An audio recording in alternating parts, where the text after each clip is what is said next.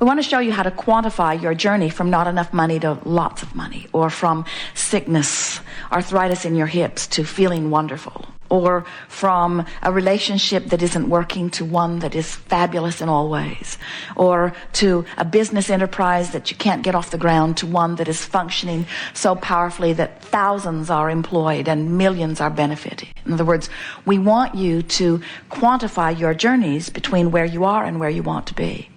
And the way you do that is by being aware that every indication to you is vibrational, and by understanding what the indicators are. This is always true. What I think and how I feel and what manifests is always a vibrational match. But here's the big kicker. What manifests isn't manifesting instantaneously. So you've got all this leeway that makes you sloppy.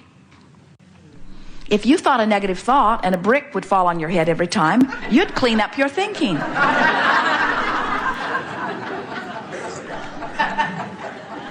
But you're not here to be punished about your thinking. You're here to understand your thinking. You're here to use your thinking, your focus, to create. And it is such a delicious experience to come into conscious awareness that what I'm thinking right now and what I'm feeling about it is setting into motion something in my vibrational future. And what I'm thinking right now, most important, what I'm thinking right now is bringing me close to many things that are already in my vibrational future. Can you see how someone could get their heart broken, and then they could get sick, and then they could lose all of their money, and then they could wreck their car all in the same week?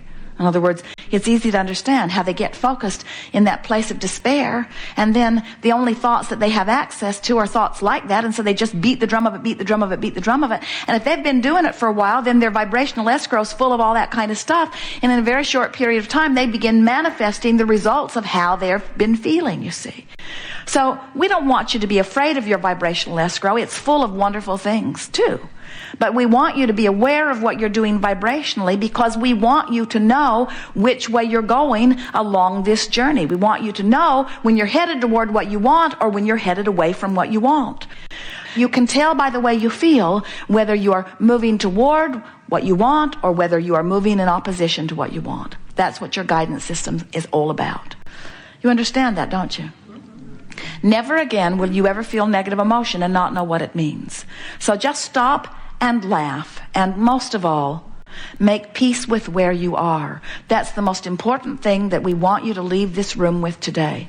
Because if you're here relative to money, or relative to abundance of any kind, or relative to wellness, or relative to relationship, if you're here and you want to be here, and you're condemning the fact that you're here, you cannot budge at all toward what you want, because your condemnation of where you are is holding you so much here. It's as if you've got your feet nailed to the floor. You've got to make peace with where you are. And think about it. When you give yourself a break, or when you give somebody else a break, when you try to make it better, when you try to make the best of something, don't you feel relief when you do that? Have you ever made a mistake? And have you ever been in a situation where someone whose opinion you care very much about noticed that you had made the mistake? And then, have you ever had the benefit of that person who you care very much about their opinion, who saw you make the mistake? Have you ever seen them laugh and say, "Isn't that the way we all do?" Esther tells people, "The reason I'm so smart is because I've made all of those mistakes. I made them all." And then she offers a joke, like the one-armed alligator wrangler, she says, "We learn as we go." In other words, looking for a way or a reason to diffuse the feeling. And when someone does that in the midst of your feeling uncomfortable about your mistake, what do you feel? You feel relief, don't you? In other words, someone has helped you make peace with where you are.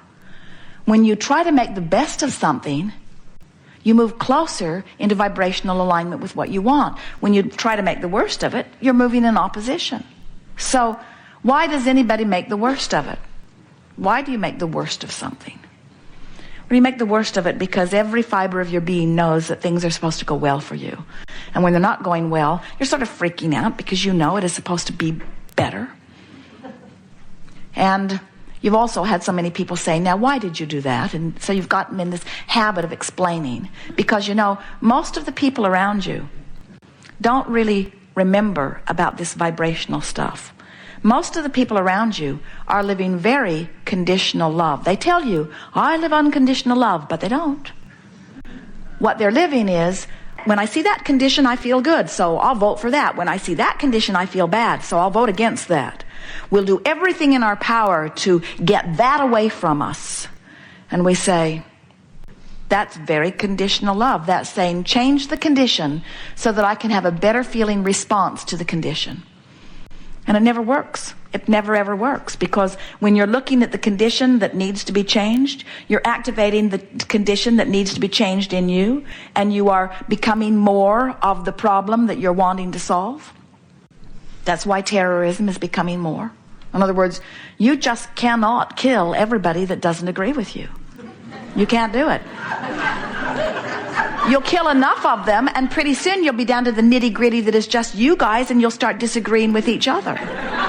In other words, you cannot get to where you want to be by pushing against what you do not want. It never, ever works, you see. So what do you do? What do you do when you're standing in the midst of a culture, or an environment, or a house, or a marriage, a relationship, a situation where you clearly see things that you do not want to see? What do? They make you feel bad when you see them. Don't you want to instruct those people to clean up their act? Little Kate, granddaughter Kate, 3 years old, adorable in every possible way. Esther looks at her and turns inside out with love. Kate is the perfect being. She is so lovable. So easy to love. Just look at her. Just listen to her. Just remember her. Just think about her in any way, upside down, all around. Just think about her. And love radiates from you. And shouldn't everybody damn well be that way? In other words, shouldn't everybody be that lovable? When you got a lovable one like that, sure makes you not like the ones that aren't lovable very much. And don't they all owe it to you to be just that lovable? And we say, therein lies your problem. There are lovable ones that you love, and then there are not lovable ones that you hate. And then you demand that they change the way they be so that you can feel better. And we say, oh, what a big job you have. Just when you get your son understanding what you need to be happy, trained really well, he meets some girl and does what she wants.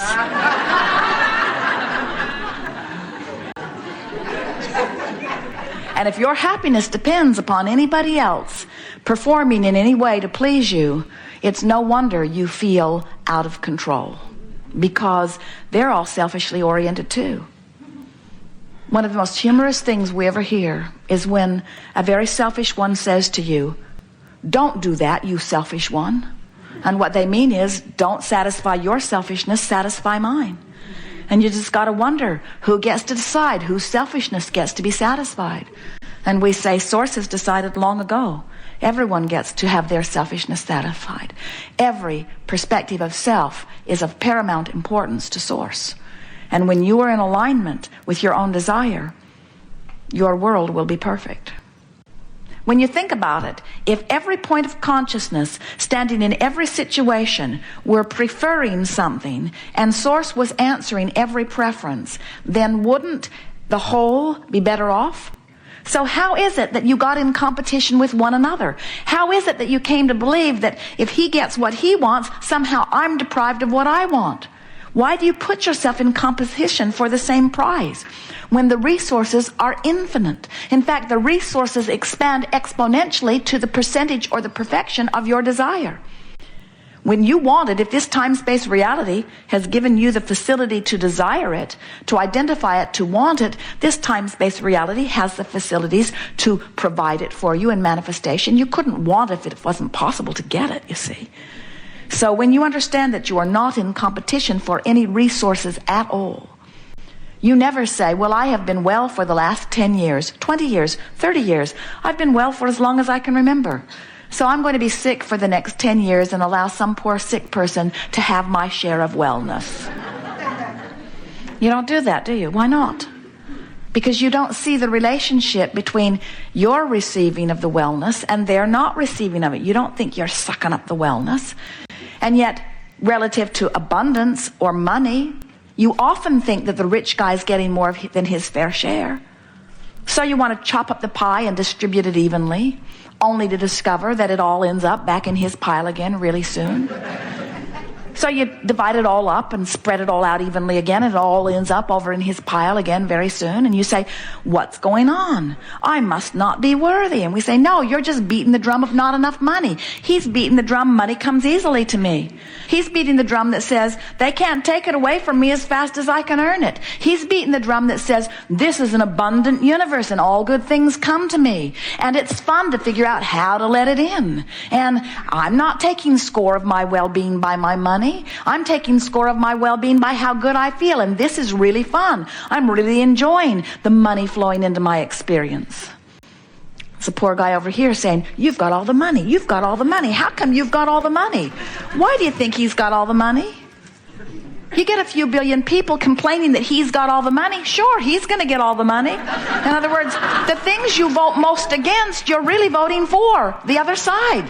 When you vote against somebody, when you push really hard against something that you do not want, you're holding yourself in vibrational discord to something that you do want. In other words, you help the other guy win over and over and over and over in pushing against what you do not want. Well, this has been fun. We are eager to talk with you about anything that is important to you. We want to help you to realize that you are the creator, that you are the vibrational attractor, that you have guidance within you, and we will show you how to move up the emotional scale. Can you separate the pain that you're feeling in your body from the emotion that you're having about it? Is it possible to hurt in your body and feel hopeful? It is. And when you separate the emotion from the physical action state of being, is it possible to be bound in traffic that is not moving at all and be happy? Or when you're bound in traffic that is not moving at all, to just owe it to the world to be frustrated out of your mind? Frustrated out of your mind, practice it often enough, and you will be bound in traffic everywhere you go, even where there usually is not traffic that is binding. The universe will find a way of helping you to rendezvous. You'll brush your teeth just that much longer. You'll take that one more phone call, or you'll forget what you're doing and turn left instead of right, and you'll find yourself right in the middle of what you've been practicing vibrationally. But if you're sitting in traffic and you're enjoying what you're hearing on the radio or on your tape player, if you are sitting in traffic and you're singing with your kids, looking at the flowers out the window, making the best of your moment, making peace with where you are and choosing your vibration rather than letting the conditions choose your vibration. In other words, you're doing your own thinking. You're not just responding to conditions. You're thinking in spite of conditions or along with conditions. Can you feel the difference? When you start thinking, regardless of the conditions will change. But if you only think about the conditions, nothing can change for you. You see it, you comment on it, you see it, you think about it, you see it, you tell others about it, you see it, you remember it, you see it, you comment on it, you see it, you tell others about it, and then it actualizes around you and you say, well, it's true. Shouldn't I tell the truth? And we say there are plenty of truths that make your heart sing and plenty of truths that make you feel sad. Tell the truths that make your heart sing and ignore the rest. Easier said than done, we know, but that is your work. Your work is to care so much about the way you feel that you are not willing to put up with anything that doesn't feel good. Not anything. Not a squeal in your sound system. Not a nagging wife. Nothing. Don't put up with anything that doesn't feel good. Find a way around it. Find a way to make it feel better to you.